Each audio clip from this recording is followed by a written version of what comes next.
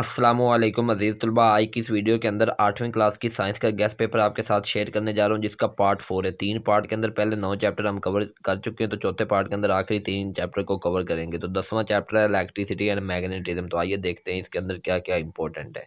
तो इस चैप्टर को हम ओपन करते हैं। ठीक है, जो सवाल मैं इंग्लिश में बताऊंगा वही उर्दू मीडियम वालों बच्चों के लिए भी है। तो इलेक्ट्रिक करंट की सबसे पहले आप लोगों ने डेफिनेशन करनी है। The rate of flow of charge is known as electric charge. ठीक हो गया। उसके बाद इसका यूनिट आप लोगों ने करना है कि अम्पेयर होता है। ठीक है, फिर स्मॉलर यूनिट माइक्रो अम्पेयर है, मिली अम्पेयर है, और उनकी वैल्यू आपको पता होनी चाहिए, नीचे लिखी हुई है। ठीक है, उसके बाद इसको जो मेजर करता है इंस्ट्रूमेंट, उसको एमीटर कहते हैं, ये आपको पता होना चाहिए। ठीक हो गया। उसके बाद ये वोल्टेज है और रेजिस्टेंस है, तो इसके अंदर आप लोगों ने सिर्फ इसकी डेफिनेशन कर लेनी है। ठीक है, वोल्टेज की डेफिनेशन कर लेनी, बस और कुछ नहीं करना। और जो इंस्ट्रूमेंट वोल्टेज को मेजर करते हैं उसको वोल्ट मीटर कहते हैं, ये बात आप लोग याद कर लें। ठीक हो गया। बाकी नीचे अगर हम देखते हैं तो इधर ये कुछ भी करने वाला नहीं है। आगे फिर हम देख रहे हैं तो इधर भी कुछ ये एक्टिविटीज़ हैं, ये आप रहने दें। ठीक है, ये रेजिस्टेंस आ गई है, तो रेजिस्टेंस की डेफिनेशन और इसका ये यूनिट और फार्मूला, ये सारा कुछ आपको पता होना चाहिए। इसका यूनिट ओम होता है वैसे। ठीक है, और ये ओम द लॉ भी इसी के फॉलो होता है, इसी के अंडर होता है। ओम द लॉ भी आपको पता होना चाहिए। ये जो डू यू नो है ना, ये इंपॉर्टेंट है, ये आपको पता होना चाहिए। ठीक है, मिनिमम रेजिस्टेंस किसकी है, कॉपर वायर की है, तो इसलिए इसको अच्छे तरीके से कर लें। ठीक हो गया। उसके बाद अगर हम देखते हैं तो आगे मज़ीद हमारे पास ये एक्टिविटी करने की ज़रूरत नहीं है।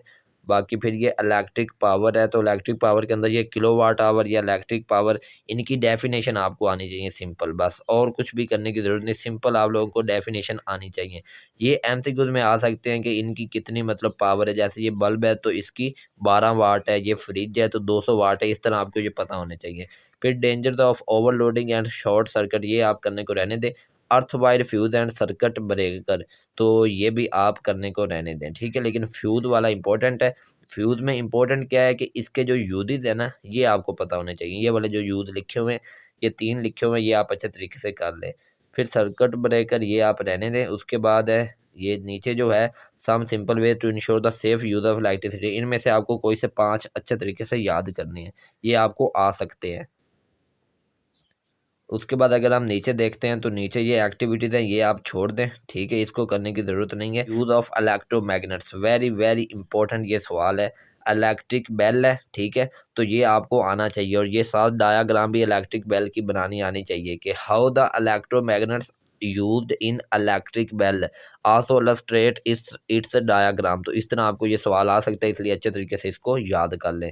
उसके बाद स्पीकर है, ये कोई इतना इंपॉर्टेंट नहीं है, तो इस तरह आपका ये चैप्टर खत्म हो जाता है। बाकी एक्सरसाइज के अंदर जो एमसीक्यूज हैं ये आप लोगों ने करने हैं, और राइट शॉर्ट आंसर ये सवाल नंबर 2 के अंदर जो है ये भी इंपॉर्टेंट है। उसके बाद ये सवाल नंबर 3 के अंदर जो है what is the electric switch, how is it causes an electric circuit open close, ये इंपॉर्टेंट है। ठीक है, और इसका जो दूसरा पार्ट है how can a dimmer switch make the same light bulb appear dimmer bright, ये भी इंपॉर्टेंट है। बाकी जो नीचे वाले वो इतने इंपॉर्टेंट नहीं है, तो इस तरह आप इनको अच्छे तरीके से याद कर लें। उसके बाद मजीद चलते हैं आपके चैप्टर नंबर 11 की तरफ। तो चैप्टर नंबर 11 हमने ओपन कर लिया, टेक्नोलॉजी इन एवरीडे लाइफ।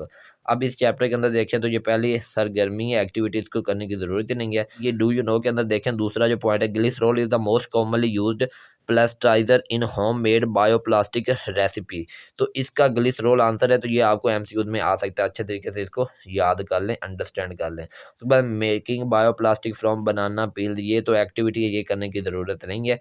उसके बाद अच्छा ये भी एक्टिविटी है, इसको भी करने की ज़रूरत नहीं है। फिर आगे ये देखें मेकिंग टूथपेस्ट, ये भी एक्टिविटी, तो ये सारी एक्टिविटी हैं। ठीक है, तो इन एक्टिविटी से अगर तो आपको एक एक्टिविटी आ भी सकती है, लेकिन चांस बहुत कम है। आगे फिर ये preparation of soap and detergents है, इसमें सोप आपने बनाना, ये देख लें, इसमें भी एक्टिविटी है।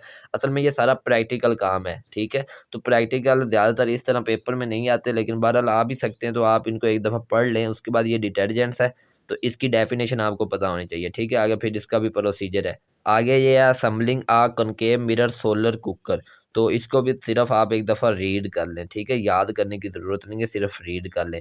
Working of UPS to operate a fan और एनर्जी सेवर, ये इंपॉर्टेंट है। तो इसके अंदर सबसे पहले ये देखें यूपीएस, तो UPS stand for uninterrupted power supply होता है। ठीक है, तो इसको आप अच्छे तरीके से कर लें, ये आप को आ सकता है पेपर में, अच्छे तरीके से इसको याद करें। फिर assembling a simply wind turbine to produce electricity, इसके अंदर मटेरियल प्रोसीजर, ये फिर एक्टिविटी, तो ये करने की ज़रूरत नहीं है, लेकिन इसके जो ये की पॉइंट है ना, ये आप पढ़ लें, इससे आपको काफ़ी हेल्प हो जाएगी। इस चैप्टर से आपको ज़्यादातर लॉन्ग आने के चांस बहुत कम है, शायद एक पार्ट किसी लॉन्ग में आ जाए, लेकिन अदरवाइज चांस कम है। उसके बाद ये एमसीक्यू आप लोगों ने करने हैं, ये शॉर्ट आंसर आप लोग देख लें, ये आप लोगों ने करने हैं बस, और कुछ नहीं करना, नीचे से आपने कुछ नहीं करना, ठीक है।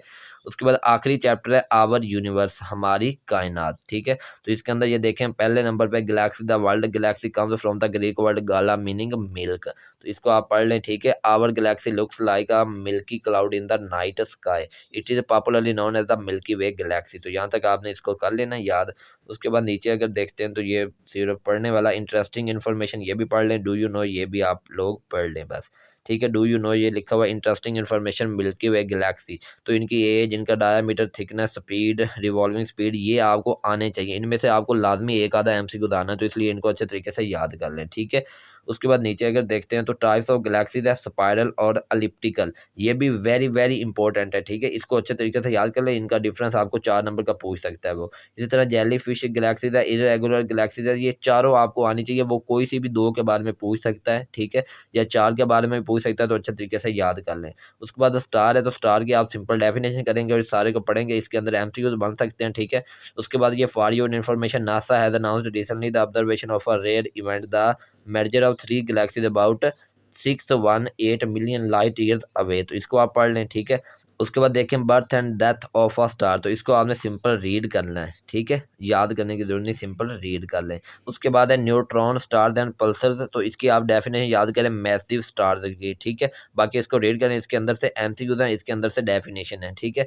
उसके बाद आगे देखें तो ये न्यूट्रॉन स्टार ये वही है, इंटरेस्टिंग इन्फॉर्मेशन, इसको आप कर लें, ये 10 किलोमीटर से 16 किलोमीटर होता है, तो ये आपको डायमीटर पूछा जा सकता है। फिर ब्लैक होल है, ये ब्लैक होल की डेफिनेशन आपको आनी चाहिए, evidence that black hole exist, ये एविडेंस भी आपसे पूछे जा सकते हैं, ठीक है। ये यहाँ पे आपकी बुक पे 3 लिखे हुए हैं, तो आपको कम से कम 2 आने चाहिए, क्योंकि 2 एविडेंस वो पूछ सकता है आपसे, और इस चैप्टर से लॉन्ग आने के चांसेस बहुत ज़्यादा है, इसलिए अच्छे तरीके से इसको याद करें। फिर स्पेस एक्सप्लोरेशन है, तो बेनिफिट्स ऑफ स्पेस एक्सप्लोरेशन के अंदर इंप्रूविंग हेल्थ केयर, ये आ सकती है, इसकी ये 3 पॉइंट लिखे हुए हैं, ये आपको आने चाहिए, ठीक है। उसके बाद ग्लोबल नेविगेशन है, तो इसकी डेफिनेशन आपको आ सकती है, जीपीएस की फुल फॉर्म क्या है, ग्लोबल पोजीशनिंग सिस्टम है, ये आपसे पूछा जा सकता है, ठीक है। तो इसको आप अच्छे तरीके से कर लें, ठीक है, हो गया। ये 4 पॉइंट लिखे हुए हैं, तो कम से कम 3 तो करें। उसके बाद weather forecast and prediction of natural climates, very very important short है 2 नंबर का, ठीक है, कि how GPS helps in weather forecast and prediction of natural climates, तो इसलिए इसको आपने अच्छे तरीके से याद कर लेना, ठीक है। आगे एडवांस इलेक्ट्रॉनिक कंप्यूटर ये कोई इतना इंपॉर्टेंट नहीं है। आगे फिर हम देखते हैं तो आप लोग how do astronauts survive and research in space, ये सवाल आ सकता है लॉन्ग के अंदर, 5 नंबर का, 6 नंबर का आ सकता है, तो इसलिए अच्छे तरीके से इसको याद कर लेंगे, बस इतना ही है, ठीक है। तो इसको अच्छे तरीके से आप याद करें। फिर नीचे ये इंटरेस्टिंग इन्फॉर्मेशन पढ़ लें, technological tool used in space exploration, तो स्पेस रॉकेट्स है, इंटरनेशनल स्पेस स्टेशन है, आईएसएस, ठीक है, तो इनको रीड कर लें, याद करने की ज़रूरत नहीं है। ये टेली कम्युनिकेशन सिस्टम आपको शॉर्ट में आ सकता है, इसको जो चौथा पॉइंट है इसको याद कर लें। फिर आगे हम देखते हैं तो स्पेस प्रोब ये करने की जरूरत नहीं, डू यू नो आप कर लें, एमसीक्यू तो आ सकता है, ठीक है। उसके बाद new technologies developed on the earth has a result of space exploration, तो इसको सिंपल आप पढ़ लें, metal alloy ceramic material developed हो गया, ठीक है, सोलर सेल डेवलप्ड हो गया, स्पेशल ग्लाइड हो गई हैं, ठीक है, एडवांस रोबोटिक्स हो गए हैं, तो इसलिए ये पॉइंट्स आपको आने चाहिए, कोई से 4 वो आपसे पूछ भी सकता है। आगे फिर की पॉइंट है, इनको पढ़ लें, फिर आगे आपकी एक्सरसाइज स्टार्ट हो जाती है, एक्सरसाइज के आप ये सवाल जवाब करें एमसीक्यूज के अंदर, ठीक है, उसके बाद शॉर्ट आंसर करें, फिर आगे ये लॉन्ग करने की ज़रूरत नहीं है। तो इस तरह आपकी ये बुक खत्म हो जाती है। मिलेंगे अगली वीडियो में, सो तक अपना ख्याल रखिए, मुझे इजाज़त दीजिए, टेक केयर, अल्लाह हाफिज़।